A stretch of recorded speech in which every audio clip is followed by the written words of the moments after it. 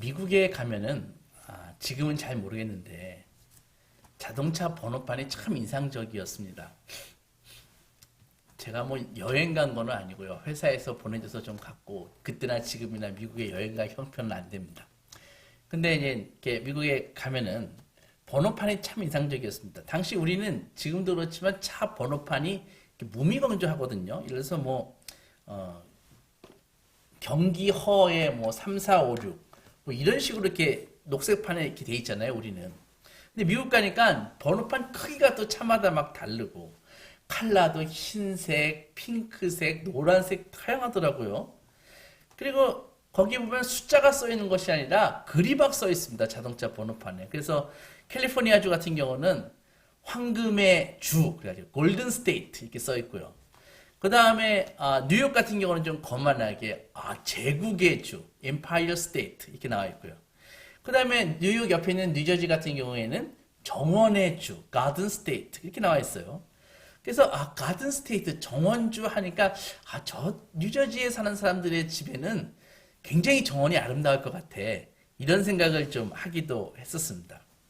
그리고 매사추세츠 같은 경우는 헌법주, 그래서 Constitution State라고 쓴 차량이 많이 보여서 저 주는 자기네 주에서 헌법을 만들었다는 자부심이 상당하구나 그렇게 생각이 들었습니다. 동네 이름도 미국의 동네 이름도 특이했습니다. 일단 인디언 부족의 이름을 동네 이름으로 쓴 경우도 많고요. 또 유럽 지명을 그대로 갖고 와가지고 미국의 런던시가 있습니다. 런던시가. 그러니까 영국에 있는 지명을 그대로 따와가지고 이렇게 이름을 지었죠. 그리고 이제 미국의 동쪽에 북쪽으로 가면은 그때는 막 성경에 나오는 그 이름들이 막 나와요. 동네에다가 자기네 동네가 베들레헴이라는 거예요. 나사렛도 있습니다. 미국에. 베델도 있고 엠마오도 있어요. 헤브론, 베데스다 다 있습니다. 미국에. 그래서 그걸 보면서 성지순례 안 가도 되겠네 라는 만화 같은 생각을 좀 하기도 했었습니다. 근데 나중에 이렇게 서머나라는 오늘 성경에 읽은 서머나라는 동네도 있는데 거기 가서 조금만 올라가면은 서머나 다음에 르호봇이 있는데 르호봇 다음에 길이 없어요. 그러니까 막다른 길에 서머나가 있고 다른 길 가는 길 없고 좀만 올라가면 르호봇이 있다고요. 그리고 서머나 마을에는 폴리캅이라고 하는 교회가 있습니다. 300년 전에 초기에 미국에 정착한 사람들이 청교도들이 이름 모를 신대륙에 와가지고 신대륙 미국에 와가지고 이름을 왜 서머나라고 지었을까? 그리고 교회 이름을 폴리캅이라고 지었을까? 생각을 해보는 것이죠. 서머나는 오늘 성경에 나와 있는 서머나는 사도 요한이 세운 초대교회입니다. 그래서 로마의 대박해 당시에 그리스도를 부인하기를 거부한 채 고난받고 죽음을 택한 마을이 바로 서머나라고요. 그래서 요한 목사는 그 서머나 교회에서 위대한 비전을 제시했고 그들의 신앙을 굳건하게 했습니다. 그래서 오늘 본문의 10절에 보면은 너는 장차 받을 고난을 두려워하지 말라. 내가 죽도록 충성하라. 그리하면 내게 생명의 관을 주리라. 옛날 성경에는 생명의 면류관을 주리라. 이렇게 나와 있다고요. 서머나 교회 사람들은 두려워하지 않았습니다. 그리고 순교했습니다. 그리고 생명의 면류관을 받았습니다. 그래서 그 서머나 교회의 순교자들 중에 하나가 폴리캅이라고요. 폴리캅이 누군가 하면은 바로 서머나 교회를 처음에 세우신 분은 사도 요한이거든요. 그래서 요한의 뒤를 이어서 두 번째로 목사가 된 사람이 폴리캅이라고요. 그래서 그 폴리캅이 로마 당국에 의해서 담임 목사 요한이 반모섬으로 끌려갔잖아요. 유배를 갔잖아요. 그리고 폴리캅도 로마 당국에 의해서 체포되었습니다. 그래서 요한이 오늘 우리가 읽은 요한계시록을 써가지고 주었을 때 서머나 교회에 주었을 때 폴리캅의 나이가 30살이었다고요. 우리가 지금 읽고 있는 이 본문을 담임 목사 요한으로부터 폴리캅은 자기가 살아있을 때 그걸 받은 것입니다. 요한은 반모섬에 유배 중이었어서 그 두루마리 요한계시록은 요한의 설교였습니다. 성령에 충만했죠. 요한의 뒤를 이어서 초대교회 목사가 됐고 폴리캅은 그 로마에 의해서 끌려갔습니다. 영화에서 본 오늘 처음에 그림에서 본 콜로세움 있지 않습니까? 원형 경기장. 그런 곳에 끌려가가지고 총독에 의해서 재판을 폴리갑은 받게 됩니다. 원형 경기장에 사람들이 구름처럼 몰려들었거든요. 왜 그러냐면은 마치 프로야구 경기를 보듯이 막 거기서 빽빽하게 모이고 소리 지르고 하는 이유가 곧 재판 같지 않는 재판이 끝나자마자 잔인한 쇼가 그 원형 경기장에서 벌어집니다. 총독이 폴리캅 목사를 세워놓고 신문하기 시작합니다. 그리스도를 저주해라. 네가 믿는 예수를 저주해라. 하니까 폴리캅은 나는 86년 동안 예수를 나의 주님으로 섬겼는데 그분은 단 한 번도 나에게 잘못한 적이 없다. 나를 구원하신 나의 주를 내가 어떻게 모독할 수 있겠습니까? 대답하니까 총독이 집요하게 또 요구하죠. 마지막으로 기회를 준다. 카이사르 로마 황제의 수호신의 이름으로 맹세해라. 폴리캅이 하는 말이 당신은 내가 누구신지 모르십니까? 나는 그리스도인입니다. 나는 예수를 믿는 사람입니다. 이렇게 대답했습니다. 그러니까 화가 난 총독은 저 문을 가리키면서 저 문을 봐라. 저 문 뒤에는 굶주린 맹수들이 있다. 마지막으로 기회를 준다. 마음을 바꿔라. 하니까 폴리캅은 예수를 위해서 고난받고 죽는 것은 영광스러운 것입니다. 총독 마음대로 하십시오. 하니까 총독이 막 화가 나서 짐승이 무섭지 않는가? 내가 너를 불살을 수도 있다. 하니까 폴리캅은 더 이상 말을 하지 않았습니다. 그리고 잠시 후에 총독이 명령을 내리자 그의 몸에 기름이 부어졌고 횃불이 몸에 닿았고 그는 그 원형 경기장에 모여있는 모든 사람들 눈앞에서 순교했습니다. 순교가 무엇입니까? 우리 사회에서 더 이상 신앙을 위해서 요즘 대한민국 사회에서 예수 믿는다고 교회 다닌다고 사자밥이 되거나 불에 타 죽는 사람은 없습니다. 그러면은 우리는 어떻게 순교를 경험할 수 있을까요? 아마도 순교와 가장 가까운 것은 주님을 위해서 희생하는 것, 주님을 위해서 고난당하는 것, 주님을 위해서 수고하는 것, 그것이 아마 현대의 순교가 아닐까요? 생각해 보십시오. 여러분들은 나는 고난을 위해서, 복음을 위해서 기꺼이 고난을 받아들이고 계십니까? 세월이 갈수록 세상보다는 예수께 더욱더 신실해지고 내 자아는 지득히 살아있는 이 이기적인 자아는 날마다 조금씩 죽어가고 계십니까? 아니면 아직도 내 자신을 필사적으로 붙들고 있나요?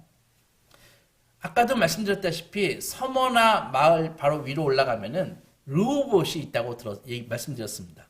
르호봇이 어딘가 하면은 창세기에 나왔던 이삭이 팠던 우물입니다. 이삭이 그때 아브라함의 아들 이삭이 우물만 파기만 하면은 그 주위에 있는 악당들이 아비멜렉을 포함한 그 악당들이 우물을 빼앗는 거예요.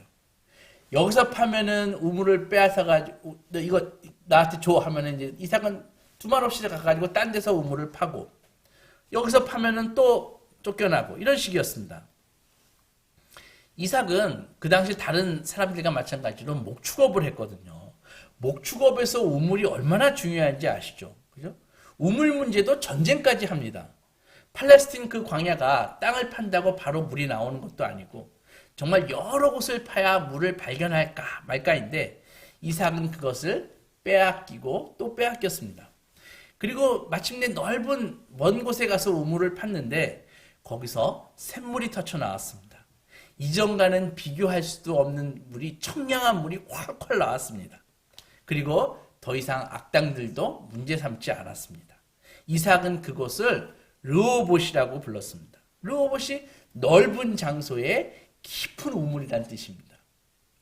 여러분, 이삭이 그 우물을 얻을 수 있었던 것은 자신이 생명처럼 여기었던 그 이전의 우물을 포기했기 때문입니다.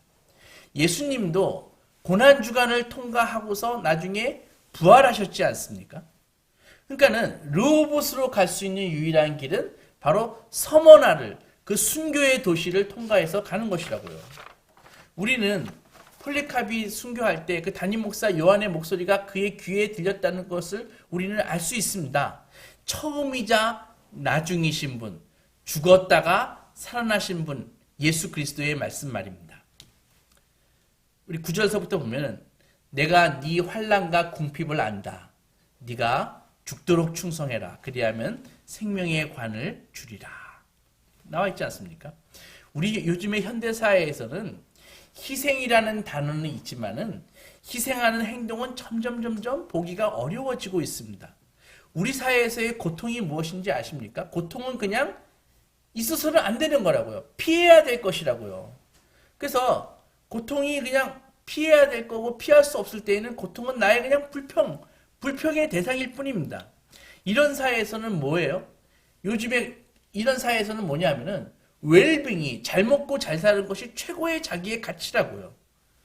그래서 웰빙을 하기 위해서는 어떻게 돼요? 넉넉한 돈이 필요하잖아요. 그러니까 돈을 버는 것이 지상의 목표일 뿐이라고요. 여러분들 성공한 운동선수나 재력가들, 연예인들이 스포트라이트를 많이 받지 않습니까?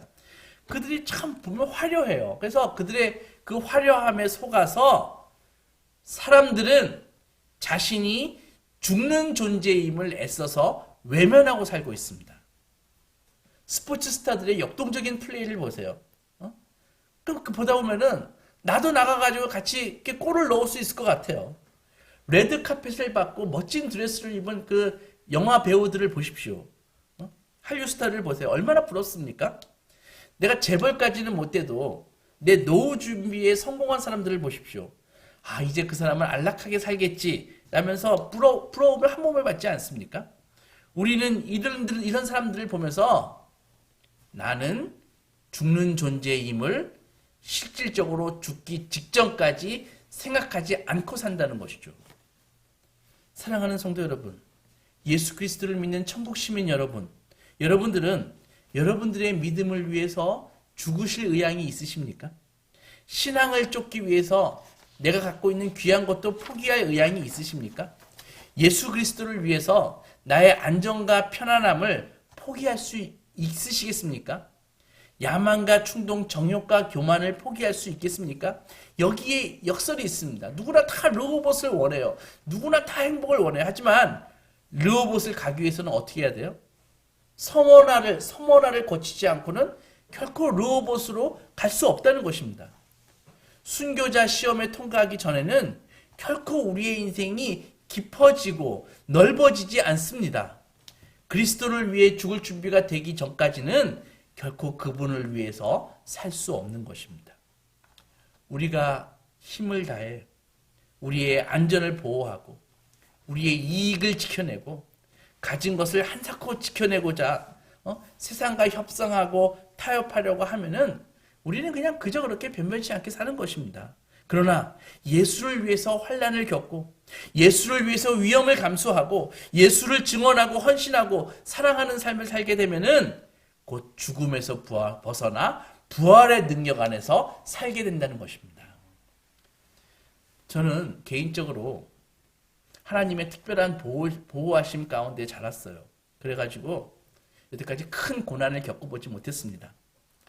제가 생각해 봤어요. 왜 저한테 이렇게 특별하게 큰 고난을 안 주셨을까 생각하면 제가 연약하니까, 제가 부족하니까 심한 고난을 감당하지 못할 것 같으니까 주님께서 미리 이 방패가 되어주신 것 같습니다. 제 주관적인 생각이에요. 그러나 우리 주위에는 기가 막힌 고난을 당한 사람들이 많이 있습니다. 그럼 고난을 겪고 계신 분들에게 뭐라고 얘기를 해야 될까요? 그들에게 할 수 있는 최선의 말이 무엇일까요? 아침에 멀쩡하게 집을 나섰는데 갑자기 가족을 잃은 분들도 계십니다. 회사에 취직할 능력을 안 되고 그래서 자영업을 하는데 계속 어려움 때문에 겪고 있는 분들도 많이 있어요. 장애를 갖고 있는 자녀를 둔 부모의 심정을 아십니까? 그런 분들에게 뭐라고 위로해야 될까요? 그냥 가서 힘드시죠? 좀 참으세요. 곧 좋은 일이 있을 것 같습니다. 이렇게 얘기해야 됩니까?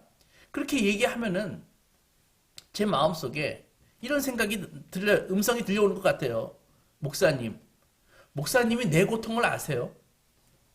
내 고통을 경험해 보셨나요? 나의 어려움도 겪어보시지 않고 그런 분이 나더러 참으라고요. 인내하라고요. 그렇게 말하는 것 같습니다.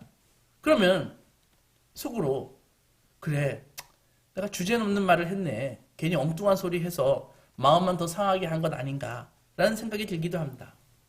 오늘 본문에서 사도는 서머나 교회의 목사로서 하나님의 말씀을 전했습니다.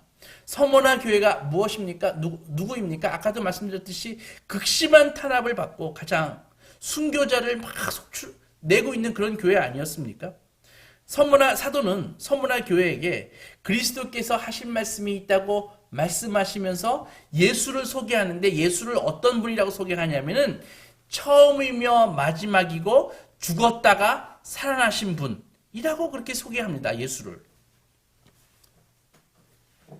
알파와 오메가, 처음이자 마지막, 그런 거 아닙니까? 헬라어의 첫째 단어가 알파고 마지막이 오메가니까. 그러니까 처음이자 마지막이라는 말이 무슨 말이에요? 처음이자 마지막이라는 말은 바로 그분 안에 처음과 끝, 그리고 처음과 끝 사이에 있는 그 중간에 모든 것이 포함된다는 말입니다. 그러니까 예수께서는 시작할 때도 계시고 끝날 때도 계십니다. 그 사이에 모든 일은 주님이 계시는 상황에서 일어난다는 것입니다. 그분은 우리 인생이 끝났을 때 검은 갓을 쓰고 검은 옷을 입고 한복을 입고 나타나시는 분이 아니십니다. 인생의 마지막 커튼이 내려지기 전까지 결코 우리를 떠나시지 않습니다. 그분은 처음이자 마지막이십니다. 여러분, 예수께서는 처음부터 계십니다. 우리는 그분의 임재 없이 이 땅에 태어나지 않았습니다. 창세전에 우리를 하나님의 자녀로 삼으시기로 예정하신 그분은 지금 우리의 상태가 어떠하든 우리와 함께 계시는 것입니다. 여러분, 성경은 분명히 얘기합니다. 여러분들이 오늘 예수 믿기로 하고 이 자리에 온 것은 여러분들의 의지가 아니라 창세전에, 세상을 만드시기 전에 하나님께서 여러분들을 하나님의 자녀 삼으시기로 결정하셨기 때문에 여기에 왔다고 성경은 분명히 이야기하고 있습니다. 우리가 고통 중에 아무리 그분의 임재를 느낄 수 없는 것처럼 보여도 주님은 자리를 뜨신 적이 없습니다. 우리를 두고 가신 적이 없습니다. 성도는 주님의 이렇게 은혜 안에 둘러싸여 있는 존재라는 것입니다. 오늘 사도가 무엇이라고 말씀하고 있나요? 알파와 오메가 되신 예수께서는 죽었다가 살아나신이라고 말씀하고 있습니다. 정신 차리고 이 말을 보면 대단히 특이한 말씀입니다. 예수님을 죽었다가 살아나신이라고 말씀하거든요. 우리가 아는 사람들 생각해 보세요. 우리가 아는 사람들을 뭐라고 얘기합니까? 옛날에 1900 몇 년도에 태어나서 2000 몇 년도에 죽으신 분, 이렇게 이야기하죠. 그죠? 그러니까 우리는 생명으로 시작하고 생명이 시작이고 죽음이 끝이라고 생각한다는 것이죠. 우리가 고난을 왜 무서워합니까? 끝장날까봐, 고난으로 끝날까봐, 망함으로 끝날까봐, 그래서 무서워하는 것이죠. 그러나 사도는 그리스도는 정반대로 말씀하십니다. 소개합니다. 그분을 죽었다가 살아나신 이로 소개한다고요. 그러니까 즉 죽음이 시작이신 분, 그분에게는 죽음은 바로 재난이 아니라 부활로 끝나는 부활로 이어지는 것입니다. 바로 이분, 우리 주 예수께서 우리가 받은 고난을 받으셨습니다. 우리가 앞으로 느낄 어떤 고통보다 더 깊은 고통을 예수는 느끼셨습니다. 배신과 매맞음과 목마름과 가난을 겪으셨고 마지막으로 죽음까지 예수께서는 겪으셨습니다. 바로 이 죽음을 출발점으로 삼으시고 주님께서는 살아있는 생명의 말씀을 들려주십니다. 이런 예수께서 우리에게 하시는 말씀이기에 우리는 그 말씀에 대해서 예수께서 말씀하실 때 당신이 내 고통을 아세요라고 말할 수 없는 것입니다. 예수께서는 우리가 느끼게 될 모든 고통을 다 느끼셨습니다. 알파와 오메가 되시기에 우리는 주님의 말씀이 나의 과거를 잘 모르고 하시는 말씀이야 라고 말할 수 없습니다. 왜? 처음과 끝이 되시잖아요. 내 미래를 아세요라고 반문할 수 없습니다. 왜? 처음과 끝이 되시니까. 예수님의 권위는 모든 일, 심지어 죽음까지도 모두 겪으셨고 시험해 보신 후에 진리를 말씀하시는 데서 나오기 때문입니다. 알파와 오메가 되신 예수께서 고난 중에 있는 서머나 교회 성도들에게 말씀하십니다. 9절 보면 내가 너의 환난과 궁핍을 알거니와 실상은 네가 부유한 자니라. 자칭 유대인이라 하는 자들의 비방도 알거니와 실상은 유대인이 아니라 사탄의 회당이라. 로마는 식민지를 포함한 그의 그 광대한 모든 제국이 이게 황제를 숭배함으로써 충성을 증명하기를 원했습니다. 로마 안에는 얼마나 다양한 민족과 종교가 있습니까? 모든 문화가 다 이렇게 섞여 있는 것이 로마라고요. 그래서 그 거대한 제국을 통합을 해야 되는데, 통합해야 될 필요가 있는데, 그게 바로 황제 숭배라고요.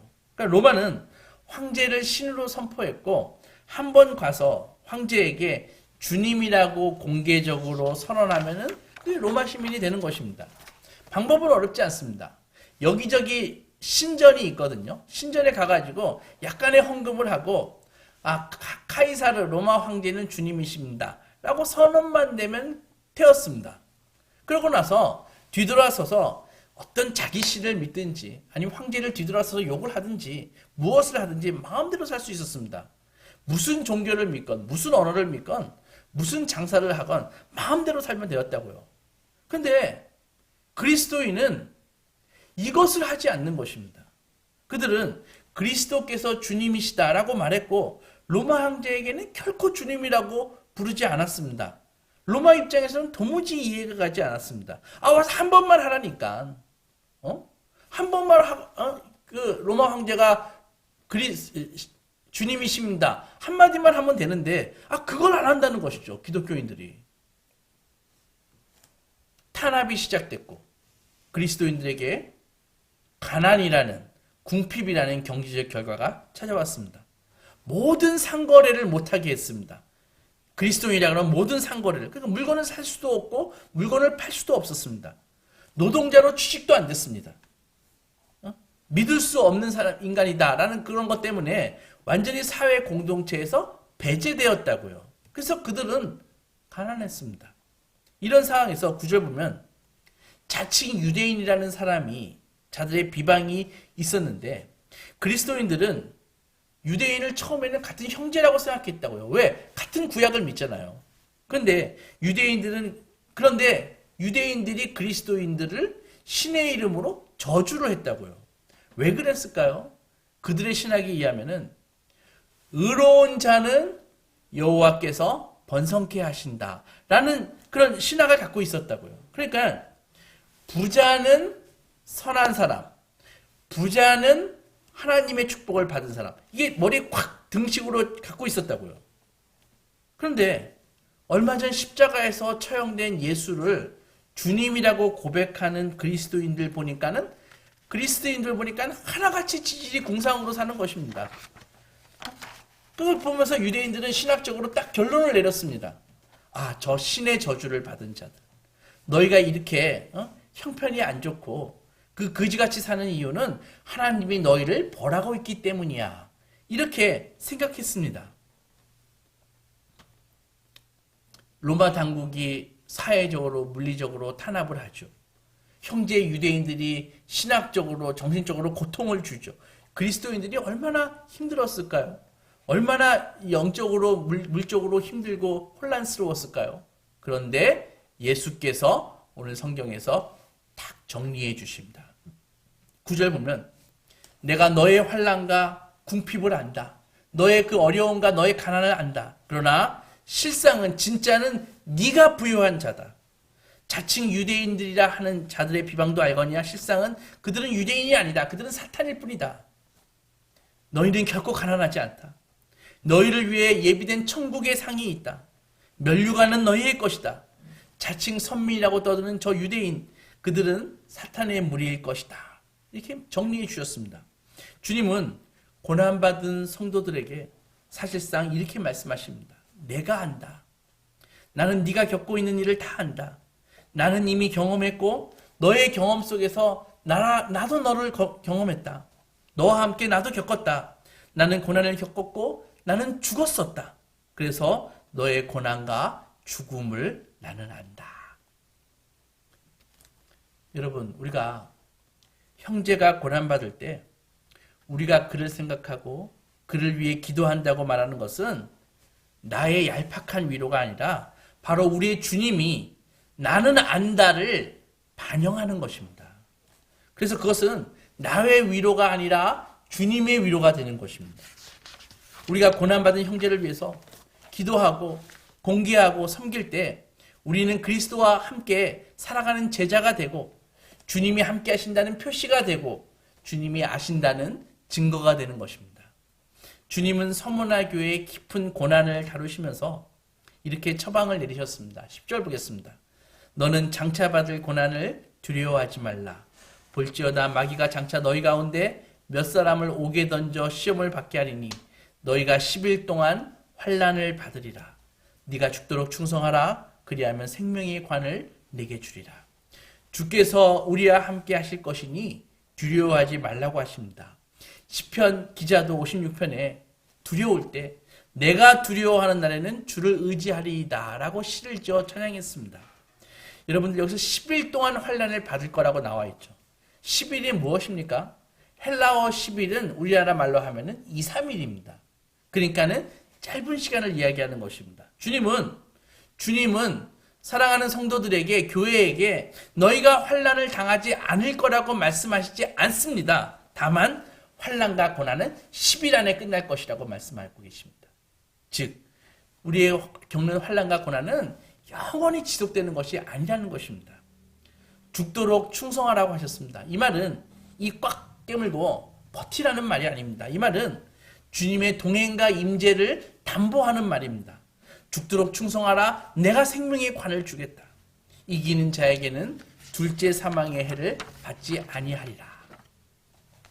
사랑하는 소망교회 성도 여러분, 성도는 이 고난 속에서 믿음의 경주를 하는 존재입니다. 인생이 고난으로 되어 있는데 이 속에서 믿음의 경주를 하는 사람들이 성도입니다.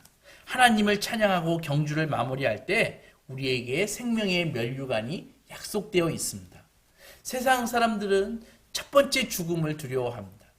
그러나 그래서 죽기 직전까지 죽음 자체를 외면하고 산다 그러지 않습니까? 그래서 안티에이징, 안 죽으려고, 안 늙으려고 애를 쓰고서 살고 있다고 그렇게 말씀드리지 않았습니까? 그러나 진짜 죽음은 첫째 죽음이 아닌 것입니다. 첫째 죽음은 단지 문을 통과하는 것일 뿐입니다. 진짜 죽음은 두 번째 사망입니다. 생명의 관을 얻지 못한 사람들에게는 두 번째 사망이 기다리고 있습니다. 고난을 겪으며 신앙을 지키는 성도는 결코 하나님과 분리되지 않습니다. 곧 우리 모두는 우리의 건강과 이별하고 곧 우리는 우리의 친구와 이별하고 우리는 사랑하는 가족과 이별하겠지만 하나님과는 결코 분리되지 않습니다. 성도에게 영원한 사망인 두 번째 사망이란 없습니다. 무엇이 우리를 두 번째 사망에서 살리시죠? 예수께서는 분명히 말씀하십니다. 오늘 요한복음 6장 63절에 살리는 것은 영이니 육은 무익하니라. 내가 너희에게 말하는 말이 영이요 생명이다. 주님의 말씀은 성도에게 주님의 말씀이 힘이고 능력이고 영원한 생명입니다.